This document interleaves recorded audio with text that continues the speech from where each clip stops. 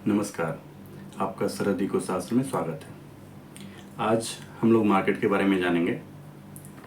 आज market open हुआ 24,653 पे और जो इसका अपना जो पिछला सपोर्ट था उसके ऊपर ये स्टार्ट हुआ था आज, जिस कारण से इसमें एक अच्छी तेज़ी देखी गई और ये अपने 24,700 के आसपास 756 का हाई इसने टच किया।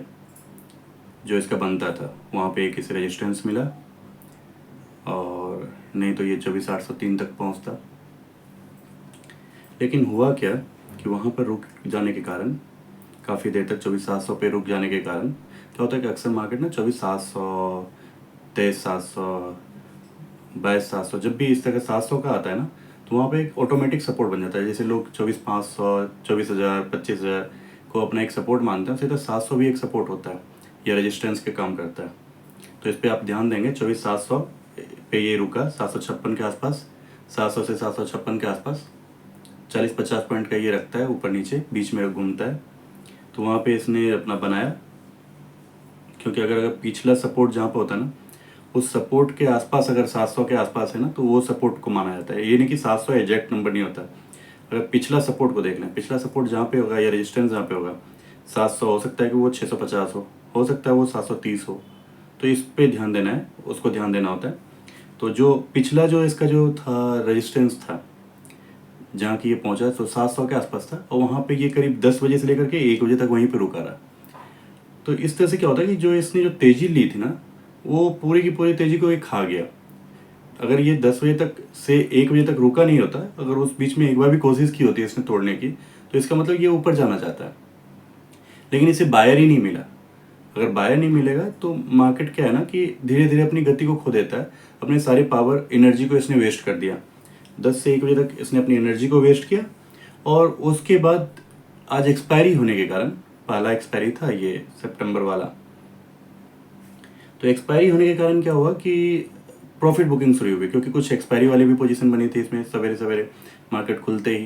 क्योंकि खुला ही था सपोर्ट से ऊपर और जहाँ पे खुला था वहाँ से ऊपर जाने का था, तो ऊपर जाने के लिए इसमें बनाया पोजीशन। तो लोगों ने पोजीशन बनाया। अब 700 के पास ये जब रुक गया काफ़ी देर तक, 1 बजे तक जब अपनी पोजीशन को खो दिया, तो 1 बजे के बाद क्या होता है कि वर्ल्ड मार्केट में थोड़ा सा चेंजेस आने शुरू होते हैं 12:30 बजे से 1 बजे के बीच में। तो लोग उस समय ना डर से कि अच्छा क्या होने वाला है, क्या न्यूज़ आने वाला है, कुछ होने वाला है, तो उस डर से उस समय डाउ जोन्स थोड़ा सा गिरा हुआ था। लेकिन उस डर से भी क्या होता है कि लोग कि भाई चलो अपनी पोजीशन को काट लो, प्रॉफिट बुक कर लेते हैं। और एक्सपायरी टाइम वैल्यू की वजह से भी होता है कि भाई टाइम वैल्यू कहीं खो ना दे, टाइम वैल्यू हमारी पोजीशन का गायब ना कर दे। इस कारण से लोग उस समय निकलना शुरू करते हैं। तो उस समय थोड़ा सा प्रॉफिट बुकिंग हुआ और प्रॉफिट बुकिंग की वजह से क्या हुआ ना, ये अपने सुपर ट्रेंड के पास पहुंचा। सुपर ट्रेंड का जो पॉइंट था वो था 24,670 के आसपास। 24,670 पे पहुंचा तो वो पहला स्टॉप लॉस होता है किसी भी चीज़ का, जो बना के अपनी पोजीशन बना के रखा है, जो सेल में बना रखा है उसका, जिसने अपना बना रखा है बाय के लिए रखा है कि भाई चलो यहाँ तक तो हम रुकेंगे, जैसे लंबा जाना है। तो वो क्या करता है कि जल्दी एक गिरावट पे निकलता नहीं, वो सुपर ट्रेंड के पास रहता है कि चलो ठीक है यहाँ से फिर से अगर रिवर्स मारा तो फिर तो हम ऊपर निकल जाएंगे, 800 से ऊपर निकल जाएंगे, तो प्रॉफिट अच्छा खासा आ जाएगा, जो लंबे समय के अवधि में काम करते हैं। तो अभी तक क्या हुआ था कि एक्सपायरी वाले ने अपना काटा पोजीशन प्रॉफिट बुक किया, तो वो सुपर ट्रेंड तक आया। सुपर ट्रेंड के पास आने पे क्या हुआ कि जो आस पास आने पे क्या हुआ कि मार्केट में उसी समय, क्योंकि टाइम हो चुका था करीब उस समय 1:30 के आसपास बज रहा था और 1:30 बजे के आसपास, अब देखेंगे 1:15 के आसपास था, 1:15 से 1:30 के आसपास का समय था। तो उसमें वर्ल्ड मार्केट का थोड़ा सा स्कोप आया और उस स्कोप की वजह से, उस डर से, न कि मार्केट में कोई न्यूज़ था, उसने सुपर ट्रेंड को थोड़ा सा तोड़ा। उसको तोड़ते ही जो अगला जो सपोर्ट पॉइंट था, सपोर्ट स्टॉप लॉस जो लगाते हैं लोग, वो लगाते हैं 50 EMA को, तो 50 EMA तक मार्केट पहुंच गया। अब क्या हुआ कि इस समय 1:30 बज रहा था, 50 EMA भी तोड़ दिया, मतलब 2 सपोर्ट को तोड़ा इसने। जब 2 सपोर्ट को तोड़ा तो इस तरह के अगर सुपर ट्रेंड टूटता है ना तो मार्केट में थोड़ा सा गिरावट का आसार दिखने लगता है। तो जो पॉजिटिव बनाने वाले थे, जो बायर थे, वो पहले ही दूर हो गए, हटने लगे। और जो सेलर थे उसे कुछ आस सी जगी, तो उसने क्या किया, उसने पोजीशन कुछ बनानी शुरू की। और इसी में क्या हुआ कि वर्ल्ड मार्केट का भी इफेक्ट आया 1:30 बजे के आसपास। तो इसने पिछले दिन का जो रेजिस्टेंस था, जिसको कि तोड़ करके मार्केट ऊपर खुला था, उस रेजिस्टेंस को अब जो सपोर्ट बन गया था, अभी करंट में वो सपोर्ट बन गया, क्योंकि रेजिस्टेंस टूटते ही वो सपोर्ट बन जाता है। तो जो सपोर्ट बन गया था अब मार्केट के दिन के आवर में, वो सपोर्ट टूट गया। और जैसे ही इस तरह के सपोर्ट टूटते हैं ना, अक्सर याद रखिएगा, जब कभी कोई सपोर्ट, जो रेजिस्टेंस सपोर्ट बना है वहाँ से मार्केट ऊपर गया, अगर वो फिर से टूटता है, यानी एक पॉइंट, जो पॉइंट हमारा सपोर्ट या रेजिस्टेंस बना था, अगर वो टूटता है तो बहुत तेज टूटता है। और इसी कारण से मार्केट ने 24,522 के लो को टच किया। और यह एक बहुत ही महत्वपूर्ण पॉइंट था। अगर ये 24,522 को भी तोड़ देता, 522, 519, 20 का जो पॉइंट था ना, अगर इसको भी तोड़ देता तो ये कमजोरी को दिखाता, कमजोरी को दर्शाता, और 24,400 पे आके रुकता, जो इसका लो है। और इसके अगर वीकली सपोर्ट को देखें तो यहीं पे बनता है, जो कि एक थोड़ा सा बड़ा रेंज बन जाता है। 24, अगर पिछले वीक को देखेंगे तो 24,417 के आसपास का वीक बनता है, और अगर वीकली सपोर्ट को मानेंगे तो 24,330 बनता है।